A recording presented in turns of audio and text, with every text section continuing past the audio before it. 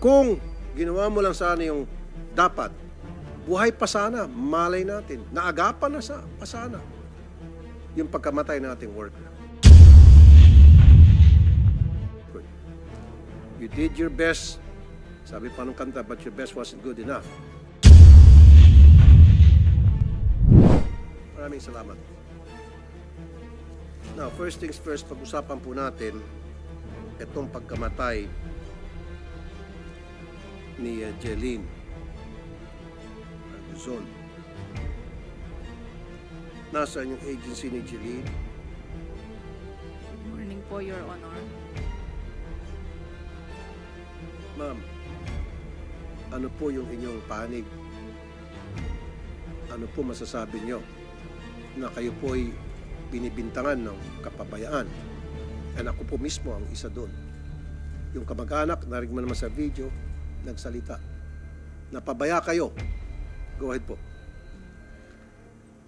Your Honor, good morning. Good morning po sa lahat dito. Nagkaroon po kami ng slight delay sa pag-monitor po sa UMS. Pero po, meron po kaming actual monitoring. May mga messages po kami at conversation. Noon pong the day na nagreklamo po si Ma'am Winnie po, nung nagpunta po sa office, may mga prior na po kaming nauna na po kaming nakapag-message sa FRA at saka po sa amo ni Ma'am Jeline. Kasi po meron po kaming page po like Facebook, mga social media platforms. May nag-message po sa amin doon na stranger. That was July 1 po. July 1 at 3 AM po, i-message na po agad namin si employer. At the same time, nung hindi po nagre-reply si employer, i-message po namin si FRA, kinulit po namin ang kinulit. Ang reklamo po no ni Ma'am Joanne Katipon is hindi po nila makontak si Ma'am Jeline. And then, July 2 po, nag-message po si yung asawa po ni Ma'am Jeline, si Sir Jeriel. Ang sabi po niya, loss of communication. Wala po siyang binanggit na minamaltrato o sinasaktan si Ma'am Jeline. Loss of communication po. Agad-agad din po, nag-reply po kami sa kanya. Sinabi po namin na ipapalo up po namin sa employer. May mga messages po kami, Sir, Your Honor, dun sa employer at saka po dun sa FRA. Oh, stop right there. So, hindi nyo makontak yung ating worker. So therefore, next step is to contact the employer. And you said you did. Anong klase communication? Was this text, tawag, chat, Viber? Your Honor, chat po. Ito po yung messages po. Bakit chat? Bakit hindi video call? Your Honor, kasi meron din po kaming voice call. Hindi po siya sumasagot. Di ba nag-chat kayo sa kanya, tapos Opo. sinasagot ka ng employer? Did you get an answer? Hindi po siya sumagot, kaya po tinawagan po namin ng tinawagan. Nung hindi po siya sumagot, ang ginawa ko po, tinawagan ko po si FRA. Okay. So hindi sumasagot yung ating worker, hindi sumasagot yung ating employer. Dapat doon nagpanik na kayo, nataranta na dapat kayo. There's something wrong. So tinawag yung FRA. Opo. Yes po, Your Honor. So ilang araw yung from the time na tinatawagan nyo itong worker natin sa kay employer up to the time na tinawagan nyo ng FRA? Same day po, Your Honor. Nandito po sa Okay, text same day. messages. Ano po yung naging takbo ng communication ninyo with the FRA, Foreign Recruitment Agency? Your Honor, ang sabi po ni FRA, babalik daw po si Ma'am Jeline. Babalik saan? Sa agency daw po. Okay, and? Ayun po, hinintay po namin yung araw na yon kasi sabi po niya, don't worry, she's fine. Okay, what made that FRA say that she is fine? Did you bother to ask?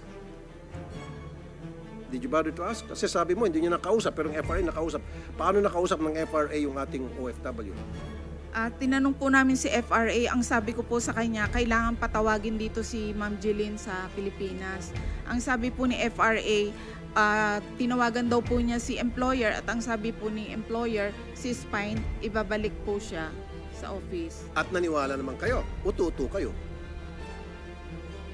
Kung kayo nga paulit-ulit yung tinatawagan, hindi kayo sinasagot, and then si FRA sinagot, at she's fine, doon pa lang dapat meron ka ng, kumbaga, red, ano yun? Alarm. Dapat ang ginawa niyo po, tumawag kayo sa Saudi authorities, tumawag kayo sa embahada natin. Tumawag kayo sa MWO natin. Di ba? Makipag-ugnayan kayo sa DMW, sa OWA. Meron po ba tayong kasi dito kayo, di ba, local? O mga sir, mga ma'am, patulong naman. Meron kami isang working din namin makontak. Baka pwedeng tawagan niyo yung Saudi authorities na kumustahin, papuntahin sa police. Did you do that? Or you did not? Hindi po, Your Honor. Ang kinulit po namin si FRA. Kaya nga po, kasi yung FRA, 99.999%, siyempre, mas kakampihan niya yung mga kalahi nila. Diba? Taga Saudi din yan. But in some cases, ang nagpapatakbo niya, mga Pilipino din. So, kung hindi mo na makontak yung employer at yung OFW, huwag kang umasa sa FRA. Maalarma ka na. Kung ginawa mo lang sana yung dapat, buhay pa sana, malay natin. Naagapan na pa sana yung pagkamatay nating worker. Dito nakita ko, maliwanag kapabayan. Although, okay, sabihin na natin, for the sake of argument, totoo ang mga sinasabi mo. Kasi may mga dokumento ka pa, papakita, record. You did your best, sabi pa nung kanta, but your best wasn't good enough na para maagapan yung pagkamatay ng ating OFW. So continue po, ma'am. So what happened after na sabi ng FRA ibabalik, komportable na po kayo? Kinulit ko pa rin po sila ng kinulit. Sabi ko po, kailangan nilang puntahan doon si worker, kuhain na. Tapos po, ang sabi po ni FRA, yun nga daw po, ibabalik po. Tapos po, nakampante na po ako nung sinabi pong ibabalik. Kasi papunta na daw po si employer doon sa bahay para po sunduin si worker. Okay. And When was this? What date? That was July 18 po. July 18. Opo. June 16, na-deploy, and then sometime first week of July, hindi na makontak. So, kayo ay gumawa ng effort para mag-communicate sa employer at sa worker. Anong date? July 1 po. July 1. Opo. Yun po yung naka-receive kami ng message through stranger kay Miss Joanna Katipon po. Anong sabi po ng stranger? Sabi po niya, hindi po nag-online si Ma'am Jeline. So, July 1, ma'am, anong pangalan niyo po ulit? Please identify yourself. Leanis Falcone po. Leanis, Ma'am Leanis. July 1 up to July, you have 18 days before her death, July 19. Now, it could have been avoided. You have 18 days. That's more than 2 weeks. Diba? So, noong July 18, saka talaga kayo nag-boost ng effort nyo para alamin kung ano talagang status, and then the following day, patay na yung ating OFWs. Dito po, meron kayong kapabayaan. Wala po kayong malino na sistema para rumisponde sa isang OFW na kaduda-duda na yung kanyang sitwasyon sapagkat hindi na siya makontak. You see? So, suspended po kayo ngayon. Yes po, Your Honor. At kailan niyo po balak mag-file ng motion para ma-lift ang inyong suspension? You're planning to do that, right? Tama? Yes po, Your Honor. At inaasahan mo na balang araw, siguro a few days, I would like to recognize the presence of, thank you, Senator Bato de la Rosa. Thank you, Senator Bato. So, yan ang sinabi ko kanina. Your application na para ma-lift ang inyong suspension may be granted. And, again, mangyari ulit tong kapabayaan. Yun eh. Dapat may maparusahan. Namultahan ka ba? Dahil dito, wala no? Piso, multang piso dahil dito sa kapabayaan. May multa? Wala, suspension na ano po. Eh di, hindi ka nasaktan, walang multa ni singkong duling, and then there's that big possibility na malilift yung suspension, happy days. Again, para sa inyo. Yun yung sinasabi ko, DMW. Anyway, kami rito sa Senado, we will pass legislation na hindi na mangyari yan. So, kailan po kayo magbubukas ulit? Huwag niyo po tingnan ng DMW. Huwag kayo tumingin doon. Saan kayo tumingin? Parang humingi ka ng approval sa kanila.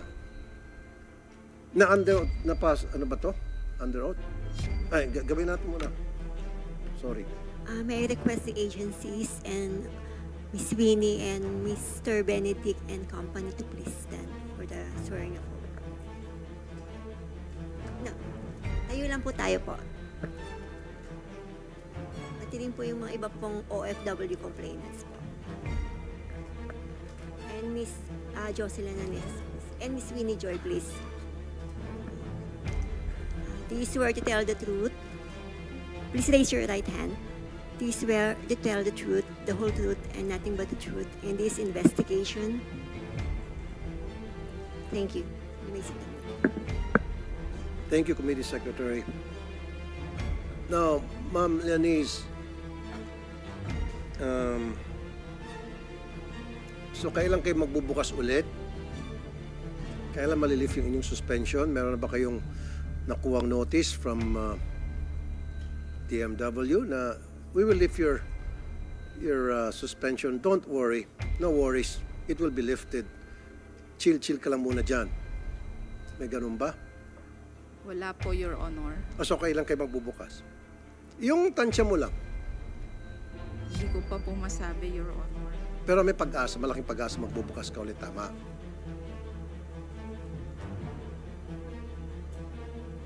Anyway, I know you can't answer it because nahiya ka. Ako na mismo sasagot. Malaking posibilidad na ikaw ay magbubukas muli. At kung hindi ka man magbubukas, o kung ikaw man ay kansilado na yung license, magbubukas ka ng panibagong agency using a different name. At syempre, ikaw pa rin nasa likod. Yun po yun eh. Now, I'd like to acknowledge Jeline's husband. Online na.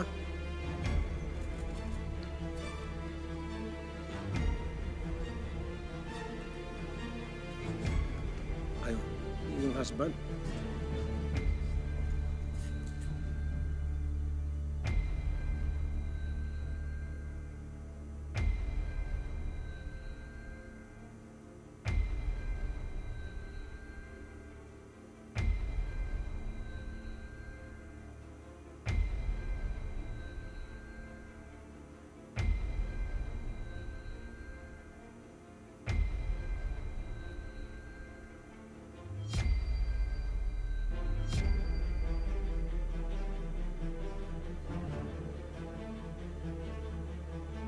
Okay, nandito ba si Jeriel?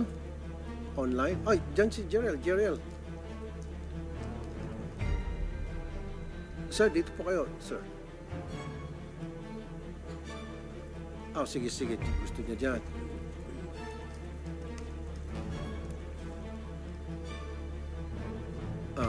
Ipa-out muna natin. Comsec, please. Mr. Jeriel, maaari pong tumayo po muna tayo para po makapag-oath po. Please raise your right hand. Do you swear to tell the truth, the whole truth, and nothing but the truth in this investigation? Thank you po. Sir Jeriel, kailan po na wala ng komunikasyon sa pagitan niyo at ni Mrs.? June 16 po siya na-deployed. June 28 po. Di na po siya nag-online, di ko na po siya na-contact. Okay. Nung siya po ay ma-deploy noong June 16, kailan po yung unang communication ninyo? Dalawa. Nung alis po siya, tapos pagdating po doon hanggang nung June 28 po, nakakontak po pa po siya. Tas, Okay, so dumating siya June 16 din. June 17, nakausap niyo po siya. Anong sabi niya po? Dito na ako, okay ako, etc. Ganon? O meron agad siyang problema nung pagkarating? Meron siyang sinabi sa inyo? nung pagkalipat po niya doon sa ibang bahay po, yun po sinabi po niya na kinuha daw po yung passport niya. Okay. Anong araw po yon since pagdating niya ng Saudi, kaya niya sinabi kinuha yung kanyang passport? Nung June 25 po. June 25. Okay. Prior to June 25, meron pa ho ba siya mga nasabi, mga reklamo, hinaing? Yun doon lang po sa anak po ng employer niya. Anak ng employer. Hindi raw po niya kasundo. Bakit niya hindi po kasundo yung anak ng kanyang employer, sir? Kasi po pagka ano po siya, yung nagiiram daw po ng baso na magkakabilan daw po siya. Sir, pakilapit sa microphone. Sir, pwede mo alisin yung face mask mo. Total, lahat naman tayo rito nakaano na, di ba? Sige. Sige, sir.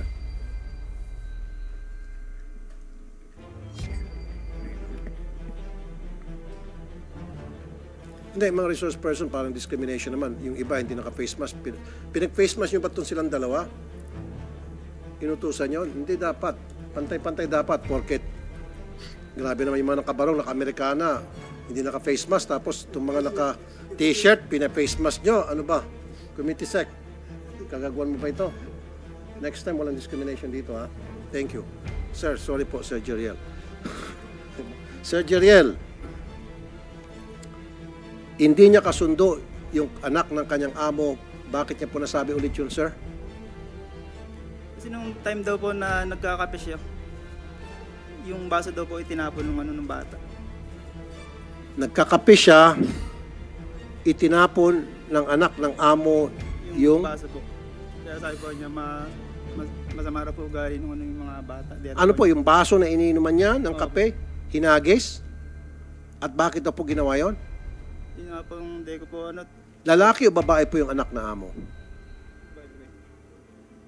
babae po. Si Ma'am Winnie, sister din. Ma'am Winnie, nakausap niyo rin po yung kapatid niyo. Pakilapit po sa mikropono, ma'am. Hindi po. Pero nagsabi po siya. Lapit po sa mikropono, ma'am. Nagsabi po siya sa amin. Nagpunta po ako nung... Pakilapit nga yung mikropono, please. Paki-assist. Pakilapit. Ilapit mo. Lapit mo sa kanya. Yan. Sige pa, kundi pa, para hindi siya nakagano. Lapit. Pati yung sa kay sir. Pakilapit mo. Pakilapit, please. Yan. Yung mic. Yan. Yan, okay. Thank you. Yes, Ma'am Winnie. Nagpunta po ako nung sa agency po. Kasi po pinatawagan po namin yung ate po namin doon sa amo po. Ayaw po ipakausap sa amin po yung amo niya. Ay nung ate ko po, yung amo nga po niya. Sabi po nung amo po ng ate ko, kung gusto daw po namin makausap yung ate ko, pumunta daw po kami ng agency. Tapos nagbanta pa nga po yung employer po niya na kapag nangialam pa daw po, magpapatawag po siya ng pulis doon po sa tumawag sa kanya. Sinabi po ng amo yon. Sino po sa amo? Lalaking amo, babaeng amo? Babae po. Kasi daw po yung amo po niyang babae, hiwalay daw po yun sa sa unang asawa. Tapos po may pangalawang asawa daw po yung... Okay, so yung pagbabanta na yon na binitiwan sa inyo ng amo, ng sister ninyo, ipinarating niyo po yan sa agency? Opo, yun po yung sinabi ko po sa agency. At sino po nakausap niyo doon? Yung Kay po. Kay? Opo. Okay. Anong sabi po ni Kay nung ipinarating niyo po yung impormasyon na yon? Sinabi ko po na kung pwede pong ilipat yung ate ko po sa ibang amo. Sabi po nila bawal daw po yun kasi daw po makakasuhan daw po yung ate ko. Tapos sabi ko nga po, hindi nga po siya okay dun sa mga inaalagaan po niya kasi yung mga ginagawa daw po nung ate ko, minamasama po nung bata. Sabi po nila na anong muwang po nung bata, yung ate mo yung may isip, siya po yung mag-adjust. Tapos sabi ko nga po sa kanila, yun nga po yung ate ko nga po yung may isip, kung isumbong po nung bata na sinasaktan po siya nung ate ko kahit hindi naman po. Okay. Miss Janice, so meron ka empleyadong pangangalang Kay. Yes po, Your Honor. Nandito ba si Kay? Dalawa po silang, wala po rito, Your Honor. Dalawa po silang welfare. Si Miss Menchi po yung isa. Hindi, yung si Kay lang gusto makausap sana dahil yun yung nakausap ni Ma'am Winnie. Your Honor, pwede po ba nating tawagan? Wala po siya Well, sige po, tawagan natin. So ano pong reaksyon niyo doon, ma'am? Yung ginawa ng inyong tauhan? Ay, nanghihingi po ako ng dispensa kay Ma'am Winnie sa hindi magandang sagot ng welfare na si Miss Kay. Hayaan mo, Ma'am Winnie, bibigyan ko siya ng disciplinary action. Ikaw nga, dinisiplina ng suspended ka na. So magdidisiplina ang isang nadisiplina. So ang gagawin natin. Anyway, that's the reason time and time again sa mga MWO natin, Yusek Olalia, Secretary Hans, Admin Arnel, paulit-ulit kong sinasabi na dapat pagdating ng ating worker, merong tumatawag, kumusta ka na dyan? Ayun, yung mister. Nung tumawag, nagreklamo na agad. Few days later, nagreklamo na. Yan sinasabi ko, a week after, dapat nakaprogram na yon.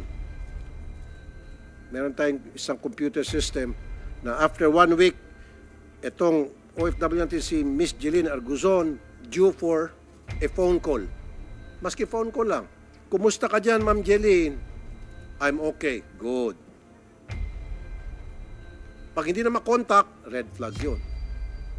Pag sinabi ng worker, nako, hirap dito, hindi ko kaya, etc., etc., magpupunta tayo ngayon na mga tauhan natin. So, Ma'am Winnie, ano pong sumunod? Nangyari? Sabi ko po, gusto ko pong makausap po yung ate ko po. Ngayon po, gusto ko po siyang makausap. Gusto ko pong alamin kung okay lang po siya doon, kung ano pong sitwasyon niya doon. Sinabi ko po yun sa kanila. Ang sabi po nila sa akin, 10 p.m. daw po sa Saudi. Alas 9 po ako nagpunta doon, alas 9 po ng umaga. Sabi po nila, hindi daw po nila makakausap kasi 10 p.m. daw po sa Saudi. Kasi daw po, pag tinawagan lang daw po nila yung employer po doon, baka daw po pagalitan lang daw po sila. 5 p.m. pa daw po nila makakausap yung employer daw po ng ate ko. Okay. Tumawag ka rin ba sa mga kinaukulan natin, sa mga taga-gobyerno, tungkol sa hinaing ng iyong kapatid? Ano po, July 19 po nagpunta po ako ng OWA. Kasi po hindi po sila nagre-reply po sa mga text ko po. Sino po ang nakausap niyo noong July 19 sa OWA? Hindi ko po natanong yung pangalan niya, yung sa yung babae po doon sa OWA. Saan doon sa OWA, saang departamento, saang desk? Sa may second floor po yun eh. Second floor. Opo. Most likely baka sa complaint desk. Opo. At ano pong sabi nung nakausap mo? Yun po, sinabi ko po sa agency na hindi nga po nila ina-actionan yung gusto ko pong mangyari. Kasi po, ang gusto ko lang naman po mangyari, makausap lang po yung ate ko kung okay lang po siya doon. Yun po, sinabi ko po sa kanila. Tapos ang sabi po sa akin ng OWA, pa daw po niya, isesend pa daw po niya sa Polo agency daw, Polo po yung hinaing ko daw po. At ano pong sabi nyo? Sabi ko po, hindi po ba pwedeng makausap ngayon? Kakausapin lang po naman kung pwede po. Pero sabi po nila hindi daw po matatawagan. So July 19, sabi Opo. na pumunta ka dun sa OWA. Opo. Bumalik ka pa ulit sa OWA after that? Na po, July 22 na po. Pero nung July 19 po, nag-message po sa akin July 19 po, pagkatapos ko pong makapunta po ng OWA, nag-message po sa akin yung agency na sabi daw po nila ibabalik na daw po yung ate ko sa agency po sa Saudi. Okay. Tapos yun po, parang nabunutan na po ako ng tinik sa dibdib kasi nga po ibabalik na. Tapos nag-update po ulit ako ng Sunday. Nag-chat po ulit ako sa kanila na kung nasa agency na po ba yung ate ko. Sabi po nila mag-update daw po sila ng umaga, Monday po. Tapos po, nag-message po sa akin yung agency, sabi po nila, hinihingi po yung number ko, tapos tumawag po sa akin na, yun nga po, sabi po patay na daw po yung ate ko. Oh.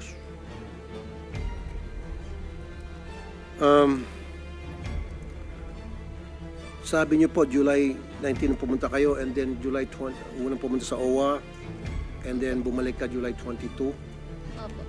Ito na po yung kinikwento nyo na sabi mababalik na yung kapatid nyo, kaya Opo. naging kampante na kayo. Opo. Ang masaklap pa, yung sumunod na insidente niyan, wala na yung sister nyo. Opo. Since nandito yung mga taga-OWA,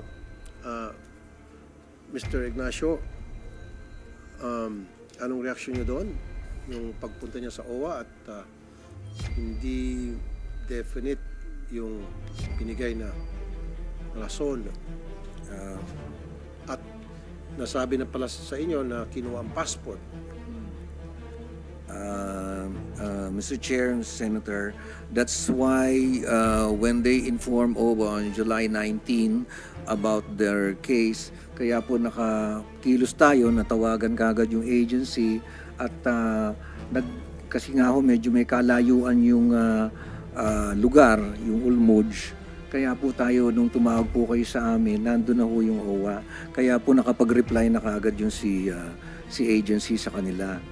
So that was the action taken because yun po yung aming susunod talagang hakbang kapag kami ay nabigyan ng information. Agad-agad natawagan na yung Jeddah and the agency.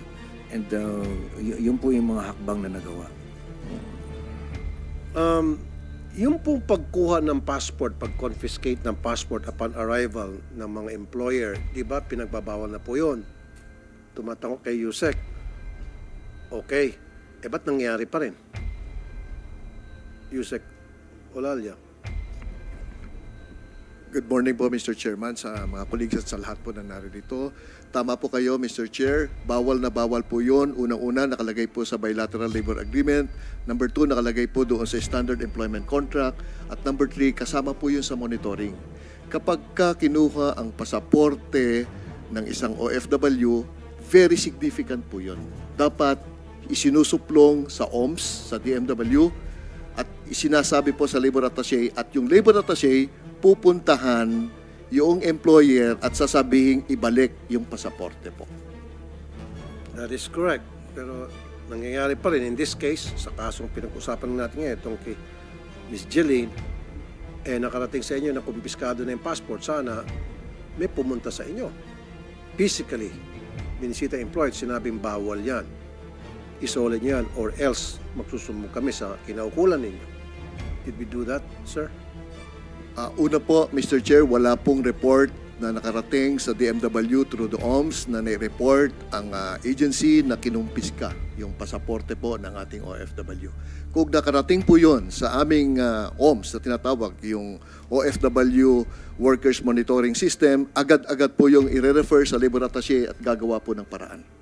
Yun nga po, Yusek Olalia, wala ba kayong monitoring mechanism na sinasabi kong parang siramplaka na ako rito na pagdating ng OFW natin, pagdating doon sa deployment niya, merong tatawag, not on that same day, maybe a week after, na para tanungin, kumusta po kayo dyan, ma'am? Kumusta ang accommodation? Kumusta ang pagkain? Nasunod ba yung nakalagay sa kontrata? Etc. Meron po bang gumagawa ng gano'n sa atin? Mr. Chair, ang una pong obligasyon ng isang agency kapag nag-deploy ay gagawa po siya ng OM case in the name of that OFW. Kapag rating po niya, immediately that's a significant report po. Dapat po kukumustahin ng agency kung nakarating yung OFW doon sa bansang pupuntahan niya at kung siya ba ay sinundo ng employer at sasabihin din po ng OFW sa agency through the monitoring system natin na okay yung kalagayan niya. Lahat po yun ay nakasulat sa isang electronic report. Lahat po yun. At yun po yung drill na ating pong pinapatupad at yun po yung hindi po nagawa. Kaya nga po, more often than not, hindi ginagawa nga po, kaya mismo nagsabi. So, ano po yung ating solusyon na para magawa talaga ng agency? Suspension, sabi ko, nakakasawa ng suspension. Kasi sa suspension, baka matutuwa pa itong agency. Kasi ni Singkunduling, walang multa. At malilift yung suspension later on. Ano nga po ang pwedeng gawin natin na para maobliga itong agency gawin yung narapat? Pwedeng pakipatay niyan, please. Comsec, kanina pa yan eh. Sino ba yung meron dyan, tutunog yung video? I'm sorry. Go ahead po. Mr. Chair, bilang administrative remedy po, unang-una po, documentary suspension po ang ibibigay sa kanya. Dahil hindi po siya sumunod doon sa patakaran na maliwanag po sa rules ng ating OMS na tinatawag. Pangalawa, siya po ay sasampahan ng isang recruitment violation dahil hindi po tama yung pagmamonitor niya sa ating OFW. At ano po yung penalty doon sa recruitment violation? Sa recruitment violation po, maaari po siyang makansela kung katulad po nito, yung pong hindi tamang pagmamonitor ay humantong sa kamatayan. So isa pong malinaw na cancellation po ang sasagutin ng ahensya po sa ating Cancellation. Opo. Again, sabi ko, makancel halimbawa yung kanilang lisensya, magbubukas lang yan ng panibagong agency. At sila pa rin magpapatakbo. Gamit ang ibang pangalan. Wala pa rin. So, anong klaseng pong monitoring system meron kayo para doon sa OMS? Yeah. Mr. Chair, yun pong kanselado ang isang agency, hindi lamang po yun yung ahensya ang wala ng karapatang magbukas, kundi pati po yung officers at lahat po ng members ng board niya, kung ito ay isang korporasyon, ay mapupunta sa tinatawag na derogatory list at sila po ay forever na hindi na po makakapag-apply ng lisensya. At yun po ay pinatutupad po natin. Tama po, sir. I agree with you. Again, ang gagawin lang ng agency, forever, hindi na sila makapag-apply, etc. Mag-a-apply nga lang po ng another agency using different name, using different people doon sa incorporators, mga incorporators nila, but run by the same people na naging palpak. Dapat po, sa susunod, meron ka inspection doon sa lahat ng mga agency na nagbubukas, mga bago, meron ba kayong ginagawang cross-checking? And at least physical na pinupuntahan, uy, ikaw pa rin yung sa nasuspindi ba't ka nandito pa? Ba't nagbukas ka naman ulit? Yun yung sinasabi ko po, Yusek. Opo, napakahigpit po natin, Mr. Chair, pagdating po sa pag-a-apply ng lisensya at wala pa pong 10% ang kabuuan na ating pinapasa at ang una pong lisensya na matatanggap po nila kapag sila po ay naging qualified ay yung tinatawag pong provisional license. Hindi po agad regular license ay binibigay po natin sa lahat po ng ahensya na nag-a-apply. Ang ibig pong sabihin ng provisional, magiging regular ka lamang kung ang ahensya mo ay walang recruitment violation. Kapag ikaw ay humarap sa sa isang recruitment violation, hindi po pwedeng maging regular. Immediately, denied po ang iyong lisensya kahit na wala kang kasalanan.